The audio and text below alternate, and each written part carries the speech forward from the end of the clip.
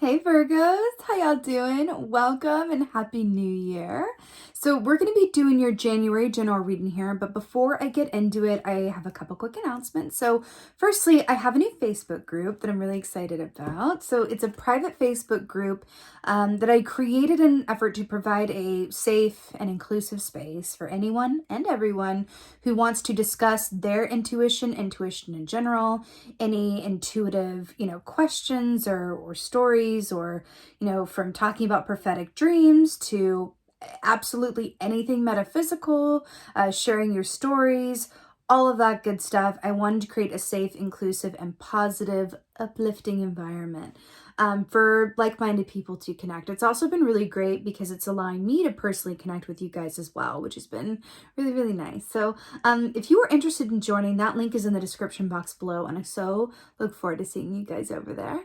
And secondly, every new year I do a Celtic cross tarot reading for myself, and I find that it provides a beautiful point of focus for me to go into the new year. And so I want to offer that to you guys as well. So what this reading is, it's a special where it's a Celtic cross. It'll be a picture of your spread along with a description and my interpretation of the themes that are going to be coming up for you in the year 2022. So if you were interested in booking that, unfortunately there's not that many left. They've kind of been going. So if you are interested in booking that, again, that link's in the description box below. I will see if I can add more, if at all possible. We'll see how quickly I'm getting through them. But yes, so if you'd like a reading, please book in. And so I want to talk about your meditation. So I saw like a jungle explorer, like with the full khaki getup and like the hat and everything. And I was like, okay. And so the Virgo collective was like this jungle explorer going through the jungle. And then I saw this explorer reach sort of like an impasse in the jungle. And I saw this shaman guide step forward. And then behind the shaman was this beautiful cave. And on top of the cave was a rainbow. And I saw the Virgo collective go and sit on this rainbow and carve out a seat. And I saw the rainbow fill sort of the energetic aura of you guys. And I just got this really strong, and then the explorer kind of winked at me. I get this really strong sense because I saw it working on like your insides in terms of like, I saw the inside of the Virgo collective as being a system of gears and pulley systems, which I feel like is like maybe a bit apt. But it feels like you guys are in a beautiful place of alignment this month. I do feel like, the rainbow is also a nod to the chakra system. I feel like you guys are, I don't know, it just feels very aligned. It feels like there's some good stuff coming. It also feels like there's going to be an increased amount of deja vu or synchronicity for you this month, because sometimes when our path has been leading us up to a certain point, or we're in a chapter where the universe wants us to take note of it for some reason, or go, hey, this is important, pay close attention, right?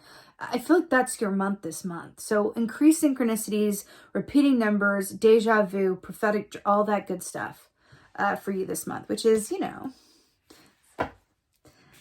good work if you can get it. No, I love that because it's really a sign that I'm on my highest and best path and where I'm meant to be. And I think that that's always comforting.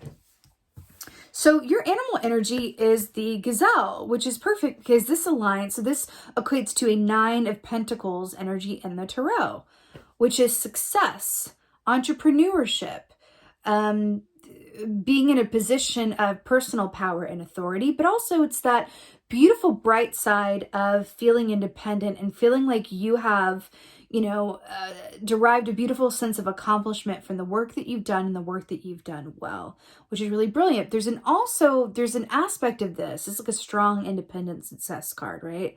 So there's also an aspect of this though as well, because everything has a shadow energy, and the shadow energy of the gazelle speaks of fear and a fear response, because look at those ears. Like it's literally designed, its biological imperative is to be able to hear danger far off so that it can run away, right? But I feel like the aspect of you guys walking through the jungle, which is dense and you can't really see what's ahead, and it's a bit of a kind of a symbol of like forging through the unknown wilds, right, of life. And then you get to the rainbow at the end of the road. And the shaman, I feel like, represents your own personal healing and manifestation as well, right? So I feel like there's an aspect of it may have been a bit difficult to get here, but you are enjoying you are enjoying being on the bright side and the other side of that journey, of that fear, of those difficulties, which I feel like is also why it's coming in to say increased deja vu. Because again, when you hit these moments where you're at a activation point where you go, wow, I feel like my path was leading me here, or wow, I'm manifesting something now that I wouldn't have manifested had I not endured A, B, and C previous to now. So there's something about this month for you. It feels magic crackly or something. It feels really nice. All right, let's see what's going on. The Virgos. Yeah, so you have the wise fox here. So this is death in the traditional tarot. She's dancing with the... What I'm really obsessed with this for you guys, though, is that death is about transformation, rebirth, new beginnings. So I really like that we're getting this, you know, aspect of the jungle and leading to the rainbow.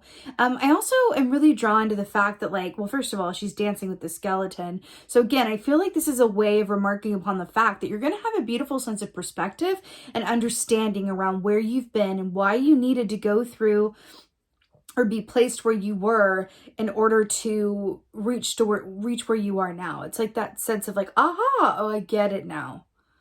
I get it now, right? It's a beautiful, strong, profound sense of understanding, right? And then you can dance with those skeletons in the closet. Okay.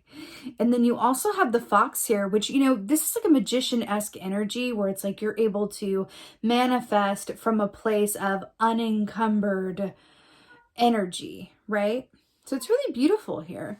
You know, the fox also speaks of like going about things in a way that is working smarter, not harder, but it speaks of an aspect of being clever and allowing yourself to observe and allowing your attack strategy, so to speak, to be that of observation. And I feel like there's something in that for you. I feel like observation is going to be a magic word for you as well this month, maybe even the year. Oh, Dreamer of Wands. Okay, so this is the Page of Wands, right? So this is a really beautiful energy. You know, this speaks of, again, you have two energies that talk about a newness, which is really cool. So this is, you know, the Wands rule the realm of the actions that we do or don't take and do relate to work that we love to do, right? Pentacles is about the work, but Wands is about the work that we love. So I like this is coming up for you.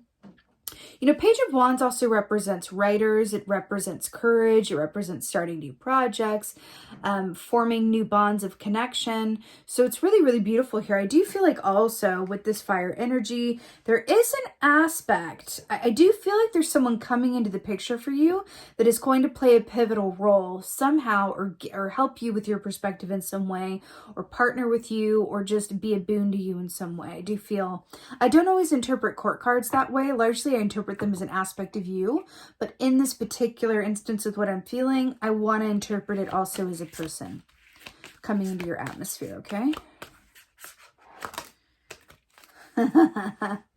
Okay, so we have the Hanged Man here. Boop, bitty, bop, bops. So the Hanged Man is about a pause in the action, but it's also about, interestingly enough, flipping your perspective. Again, this feels a lot about having an understanding and a change in perspective where suddenly like a lot makes sense, right? I know Virgos love that, honey. When things make sense in this nonsensical world, when things actually make sense and line up and you're like, yes! So I feel like that's coming in here for you. But also, you know, you have the wolf here as well. You know, January is the month of the wolf moon. And that is very much a time to connect in with the wilder, more passionate, more unencumbered aspects of yourself as well. You know, I'm hearing to kind of let yourself, you know, work outside of the clock for a little bit as well and allow yourself to really embrace the good energy as it arises and not weigh yourself down with too much to-dos or obligations at this point. I want to say you've earned where you are, so enjoy it a bit.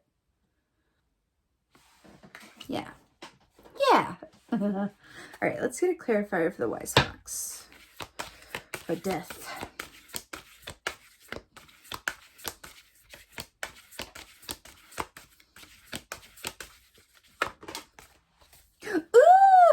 Ooh, ooh, delicioso. Is that a rainbow on the card? Did I see a rainbow in your meditation? I did. I'll just wait. Let that sink in. So, Ten of Cups is really beautiful. It's happy days. It's emotional health and wealth. It's happy home and family. It's happy partnership. It's feeling really good. It's alignment. It's a completion. You know, when we have death being clarified by the Ten of Cups and we're talking about ending a cycle and going to another and having that moment where you go, oh my God, like I understand a lot more now. A lot more is making sense. It's like you've been walking through the woods of the unknown and then you get to, or the jungle as it were, of the unknown. And then you get to this clearing and you're like, oh my God, suddenly, you know how they have that saying, like, I can't see the forest through the trees, or like, there's a light at the end of the tunnel. You're at the light at the end of the tunnel. Before the next tunnel. Because that's life. You know what I'm saying? The only permanent light at the end of the tunnel is when you pass over out of this body, right? But you're at the light at the end of this given tunnel, which is great. All right, Page of Wands. Page of Wands with the Queen of Cups. So, Queen of Cups, you know, this is our intuitive queen. This is our highly emotional queen. I feel like in this context, which is coming out here also, Sun and the Moon. Interesting. Okay, so I'm getting, so I feel like it's twofold. On one hand, as this energy represents you, I feel like you're going to be very relying heavily on your intuitive / emotional guidance to guide you as to where to put your energy and what chances to take. I'm hearing chances to take. Something about reaching out or saying yes to something, or considering an offer, or saying yes or applying for something. I feel like your emotion is going to be / your intuition is going to be what's directing you around that. Now, your emotions are the gas that fuel your intuition. So if your emotions are not balanced, then your intuition can't work for you. So I feel like there's an aspect here that you are emotionally balanced, unless your intuition is working for you in a more heightened way than maybe you've known before or in a while. Now, alternatively, there's also an aspect of this court card energy where it represents a person coming in or playing a larger role that's already in your atmosphere.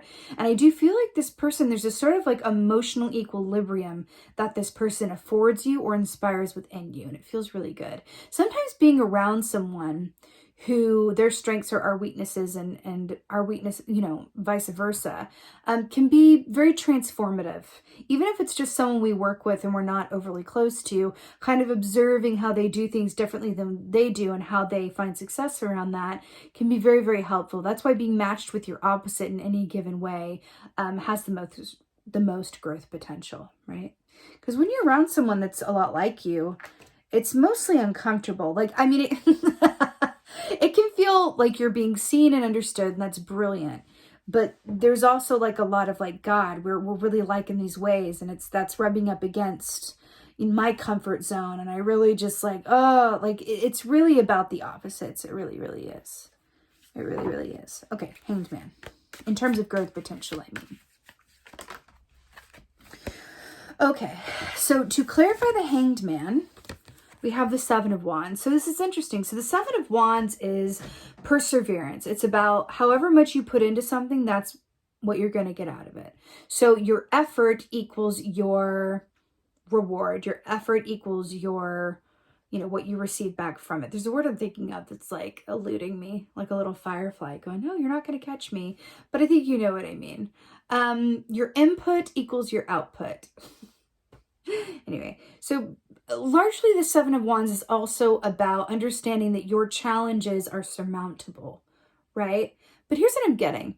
With the Hanged Man, I feel like you're being advised that if something seems like it's going to require like more effort than feels good for you, then perhaps that's a sign that it's not worth your effort at that time. It really is an aspect of like sometimes we say yes to things without thinking about it first or from a place of obligation. And then although we have this nagging feeling that maybe it's not the best thing to do, but our ego comes in and goes, I can handle it. Or yeah, I should do that. And then it turns out to be a bigger headache than it's worth. Anything that is stalled or paused or something for you this month, anything that seems where it's not moving forward as quickly as you would have thought or would like, don't push it. That's a sign that it's not worth your effort, and kind of let it be. Really ask yourself, is what I'm putting into it what I'm going to get out of it? And if not, reassess. But ultimately, you are in such a beautiful position to be able to do so, because you also, when you reach the rainbow, when you reach a given point on your path, when you're at that light at the end of the given tunnel, you absolutely deserve to enjoy it as well. To sit on that rainbow and really enjoy the view. So do that as well, because you've earned it. You deserve it. And the next tunnel will appear, so enjoy it. Enjoy it while it's there. Okay, let's get Oracle for you guys. Yeah, okay. So we have the hungry ghosts here. So this says obsessions, scarcity consciousness, attachment. Obsessions, scarcity consciousness, attachment. So, this is that voice inside of our head that comes from our ego state that goes, I have to push harder, I have to do more, or else I will literally starve to death and die. And the world will end if I don't do this. I feel like the message here with y'all is sometimes, how do I word this? Sometimes it can be very difficult, not only to accept our good fortune, but to believe that things can come to us easily and from a place of flow. Sometimes we really are in a place where we've gone through a lot to get to that point. Everything has a action and a reaction. So if you've been like having trouble, in the tunnel, and you're finally at the light for this point in time, it can be very human to keep focused on the tunnel or keep waiting for the next tunnel to appear and really forget to enjoy exactly where you are. By the way, being where you are, that doesn't mean that you have everything that you want, everything's exactly aligned. But if you are feeling good, if you are feeling like, you're at this point where you can really just enjoy the view, don't ruin it by being overly human about it and letting those fears of, but what's coming next? But what's going to be this? But what if I don't do this? To kind of ruin the good moment or the good experience that you are. It's about acknowledging how far you've come and patting yourself on the back for that. And I feel like if you are unable to do that, or if that's a challenge for you, then maybe that's something you learned in your formative childhood years, or maybe it's something that, it's like the thief of joy. Brene Brown says something about this, but I can't quote it directly, but she talks about in the moment when we have joy, the potential for joy, or the moment that we achieve something, almost immediately in that same moment we had the thought, but what if I lose it? Like, oh my God, I got this promotion. I've really been working for it, and I'm so happy about this. Oh my God. What if I don't live up to their expectations? What if I lose the promotion? What if I start spending this new money, but then I get fired or I get demoted because I didn't live up to their expectations and I have to give the money back, or I have to do that? Do you see how we do that as human? Oh my God, I'm so happy I manifested this new relationship. I'm so in love. I'm so happy. What if they're not who I think they are? What if all goes terribly wrong? So I feel like that's what this is saying. For you, Virgo, stay in the light. You deserved it. You earned it. It is not too good to be true. Don't think yourself out of the good feeling. Okay? All right. Virgo, with that being said, that was your January general reading. I so hope that it helped and resonated. If so, would you please let me know in the comments below? Please holler at me. Please let me know how you doing. Also, if you could like this video, if you could press that like button. wherever it is. Share this video as well and subscribe. I would really, really appreciate that. Tap that bell for notification buttons. Doing all of that good stuff for me allows me to come back with you guys more regularly with similar content. I would really like to be able to do that. So really appreciate it. And with that being said, just thank you. Thank you, thank you, thank you so much for being here. And most of all, and as always, thank you for being you. And be well. Until next time.